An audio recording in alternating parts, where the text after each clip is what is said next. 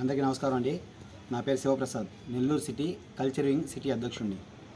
ఈరోజు మా నాయకుడు చంద్రశేఖర్ రెడ్డి అనే ఆదేశాల మేరకు ఎవరైతే పార్టీలో నిరంతరం కష్టపడ్డారో, ఎవరైతే పార్టీకి అనుకూలంగా ఉన్నారో, పార్టీ సానుభూతులు ఎవరైతే ఉన్నారో వాళ్ళందరినీ వాళ్ళ ఇంటికి వెళ్ళి వాళ్ళని ఒక పరామర్శగా, ఒక పలకరింపుగా పలకరిద్దామని చెప్పి గడప గడపకు ఆత్మీయ పలకరింపు కార్యక్రమాన్ని ఈరోజు శ్రీకారం చుట్టడం జరిగింది.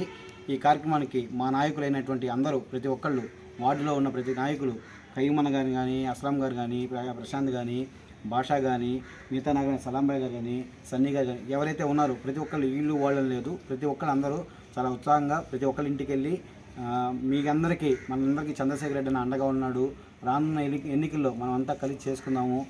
ఇక్కడ ఏం జరుగుతుందంటే పార్టీ అన్న తర్వాత ఎన్నో విభేదాలు, ఎన్నో ఇబ్బందులు ఉంటాయి. కాకపోతే ఏంటంటే ఇక్కడ కావాల్సిందంటే మనం అంతా కలిసికట్టుగా ఉంటే పార్టీని గెలిపించుకోగలుగుతాం. మన నాయకుడిని మనం గెలిపించుకొని మనం రేపొద్దున ఏదైతే కార్యక్రమాలు చేసుకోవాలనో ఆ కార్యక్రమాలు చేసుకున్నాం. గత ప్రభుత్వంలో, మన వైసీపీ ప్రభుత్వం లేదంటే 24 hours వాటర్ సర్వీస్ ఉంది. ఈరోజు చూస్తే జనార్దన్ రెడ్డి కానీ 54 వార్డులో వాటర్ సర్వీస్ పొద్దున వెళ్తే సాయంత్రం ఉండట్లేదు, సాయంత్రం వెళ్తే పొద్దున ఉండట్లేదు. భగత్ సింగ్ కాలనీలో చూస్తే తార్ రోడ్ సైడ్ వెళ్ళేటప్పుడు అక్కడ వీధి లైట్లు లేవు. గేట్లు ఏమో ఒకటికి 2, ఇటు 2 లైట్లు పెట్టి, ఇటు 2 గేట్లు, అటు 3 గేట్లు పెట్టినా తప్ప ఆ రోడ్డు నుంచి వచ్చేదానికి లైట్లే లేదు. ఆ లైట్లు అయిన దానిలో చీకట్లో వచ్చేటప్పుడు చిన్నపిల్లలు కానీ, నైట్ ఎవరైనా వచ్చే పెద్దోళ్ళు కానీ, లేడీస్ కానీ చాలామంది ఇబ్బంది పడుతూ ఉన్నారు. ఇలా కూటమి ప్రభుత్వంలో ఏంటంటే వాళ్ళకి ఏదైతే కాంటాక్ట్ చేసుకుంటే అనుకూలంగా ఉంటుందో, వాళ్ళకి ఏదైతే ₹1 వస్తే పని చేసుకుంటే వస్తుందో అది చేస్తున్నారు తప్ప ఏదైతే పబ్లిక్ ఒక సమస్య ఉంది, వీధి లైట్ వెలగట్లేదు, ఆ వీధి లైటు కొంచెం తొందరగా స్పందించడం చేయటం.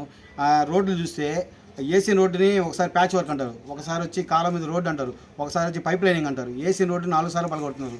ఇలా చేయటం వల్ల ఆ రోడ్లు, ఉన్న రోడ్లు బాగుండే రోడ్డు కంటే ఉన్న రోడ్లు చెడిపోతున్నాయి. మేము ఏదైనా అభివృద్ధికి వైఎస్ఆర్ పార్టీ ఎప్పుడు వ్యతిరేకత కాదు. అభివృద్ధి చేస్తే వాళ్ళని అభినందిస్తాం, వాళ్ళకి తోడుగా వస్తాం, ఎంత దూరం అయినా సపోర్ట్ చేస్తాం. ఈ రకంగా చేయడం వల్ల ఏమవుతుందంటే వెళ్ళేవాళ్ళు, బండ్లు వెళ్ళేవాళ్ళు గుంటలు తవ్వి వాళ్ళు పోవాలన్నా రావాలన్నా చాలా ఇబ్బంది పడుతున్నారు. అందువల్ల కొంచెం ఈ కూటమి ప్రభుత్వం ఏవైతే ఇదిగా ఉన్నాయో. రెండోది, పింఛన్ చూస్తే భర్త చనిపోతే భార్యకి పింఛన్ అన్నారు. భర్త చనిపోతే భార్యకి ఇలా పింఛన్ అనేది ఈరోజు కూడా కొత్త పింఛన్ వాళ్ళు అయితే ఏర్పాటు చేయలేదు. పింఛన్ అనేది ఎలా ఇవ్వాలి? ఎవరైతే భర్త చనిపోతే వాళ్ళకి ఇవ్వాలి. భర్త చనిపోయిన పింఛన్ భార్యకి ఇవ్వాలంటే అది ఎప్పుడు కుదురుద్ది, ఎప్పుడు వస్తుంది? 2 సంవత్సరాలు, 1 సంవత్సరం అయినా భర్త చనిపోయిన పింఛన్ రాక, వాళ్ళ ఇంట్లో జరగక చాలామంది చాలా బాధపడతారు. ఇలా ఒక సమస్య కాదు, అనేక రకరకాల సమస్యలు ఉన్నాయి.